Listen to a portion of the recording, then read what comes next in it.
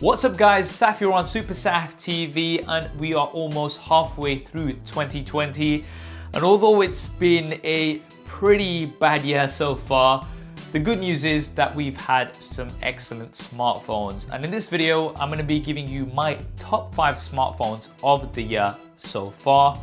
A few disclaimers before we get into it. Firstly, I've used many smartphones this year, but of course I've not used every single one. So there may be some smartphones that would make your list that haven't made my list. That's absolutely fine. Also, this is my personal top 5 list. It may be slightly different to your list. That's also fine. We can still be friends. Please do drop your top picks in the comments below. Final disclaimer, this list is in no particular order. I'm just giving you my top 5. With that all out the way, let's get straight to it. So the first smartphone on my list in no particular order is the Samsung Galaxy S20 Plus. Now the S20 line does have 3 smartphones, the S20, the S20 Plus, as well as the S20 Ultra. The S20 Ultra, in my opinion, is more of an enthusiast phone. It's not something for everybody, whereas the S20 as well as the S20 Plus are smartphones that are easily recommendable to most people. The Samsung Galaxy S line has been known to have some great all-rounders, and this is definitely the case here with the Samsung Galaxy S20 and the S20 Plus. We've got some great displays with 120Hz refresh rates, which make things look very smooth. Great all-round cameras with very consistent results, especially for video. I would say that the S20s do have the best video on the Android side with up to 8K video recording. One UI which I personally do really like, and I think it's a very simple and clean, with an emphasis on one-handed usage, which many of the manufacturers do not have into consideration. Great overall hardware with flatter displays than what we've had in previous years, which is something that I really do like. 25-watt fast charging out of the box, wireless charging, reverse wireless charging. And although the Galaxy S line this year for the first time does not have a 3.5mm jack, we still do get a micro SD card slot, so you can expand the storage on here, something which you can't do on pretty much any other device right now. Now we do have some different variants depending on your region. You can either get the Exynos variant or the Qualcomm Snapdragon variant. And this is something that I've spoke about in many videos before. There is inconsistency in terms of performance. And if you do get the Qualcomm Snapdragon version, you will be getting a superior device overall. And although we do have a 120Hz display, this is only at full HD. We don't get the Quad HD resolution if you do want 120Hz.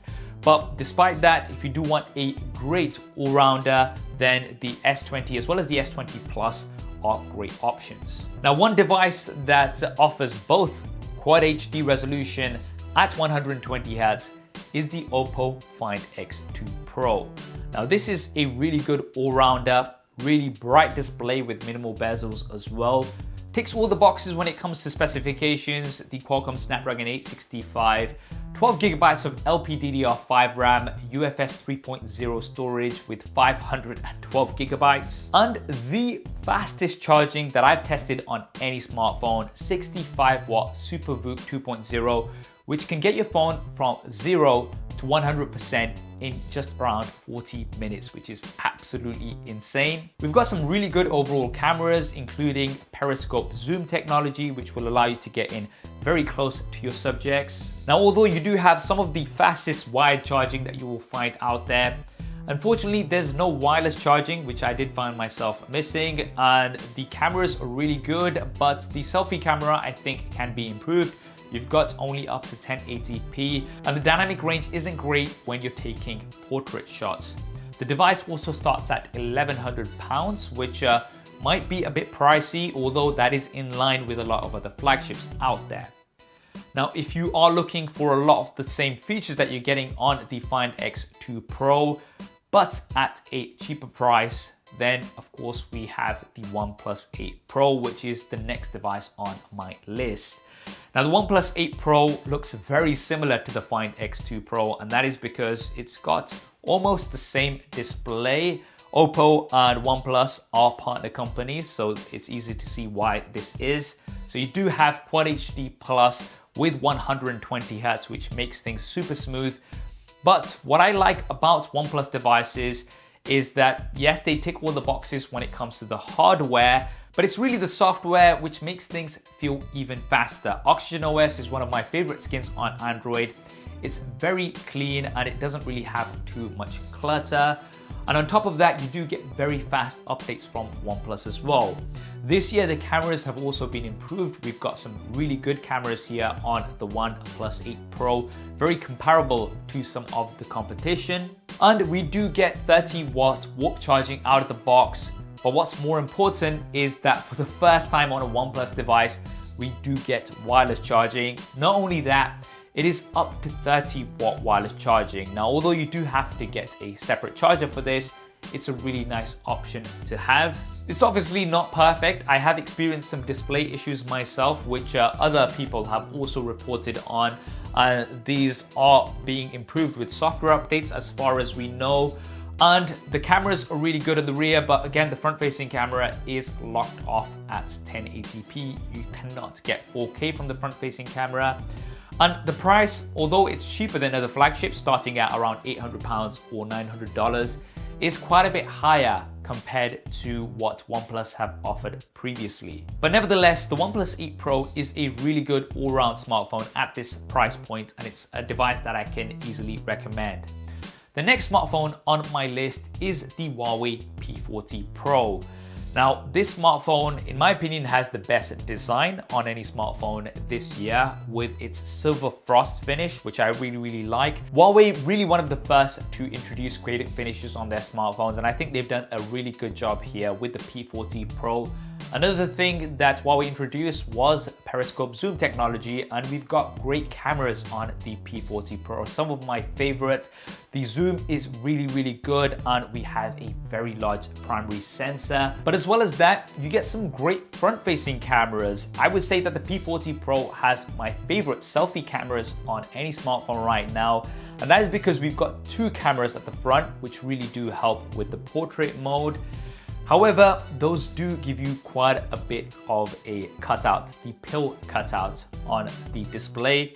And the display is really good, but it is 90 Hz, not 120 Hz, like we've seen on some of the other competition. Now, that pill cutout also has some additional sensors, however, which do allow 3D face unlock, which is something that no other smartphone on this list offers. So you do have an in-display fingerprint scanner, as well as very secure 3D facial unlock. Other devices usually just use the front-facing camera for facial unlock, which doesn't really make them as secure.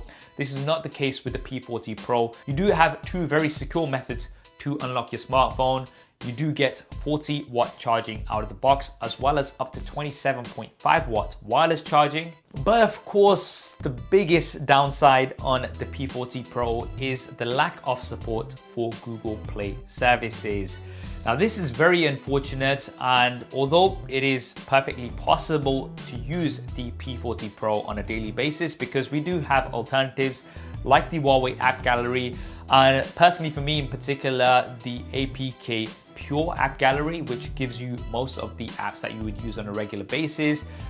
You are of course missing those core Google Play services, and although you can access a lot of these through the web browser, the experience is not going to be the same as a device that does have Google Play services supported from the get-go. A few people have actually found workarounds to get Google Play services unofficially on the P40 Pro, but I really hope this is a situation that can be fixed in the long term, because Huawei offers some great devices and bring lots of great competition to the table.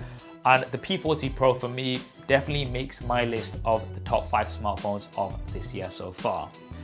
Now, the final smartphone in my list I know is going to be a little bit controversial, and that is the iPhone SE. Now, before people go crazy in the comments saying, how can this be one of your favorite smartphones of the year so far? Hear me out.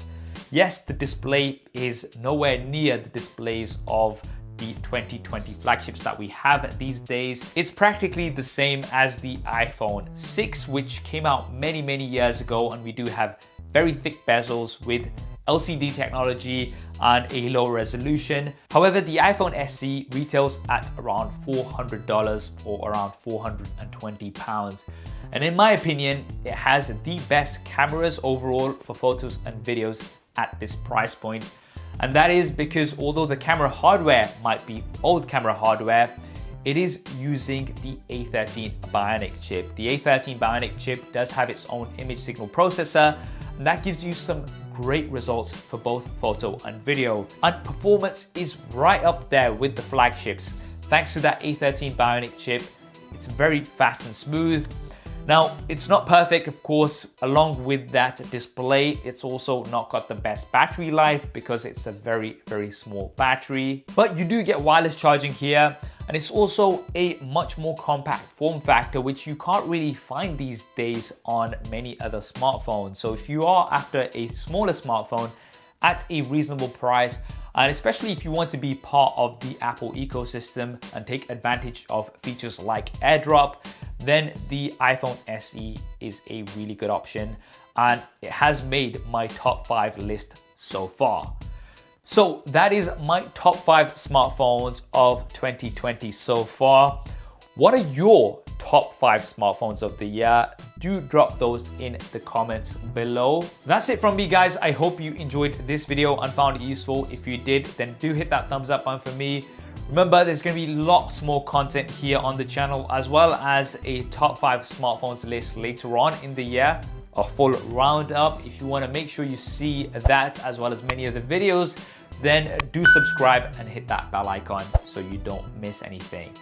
Thanks for watching. This is Saf on Super Saf TV, and I'll see you next time.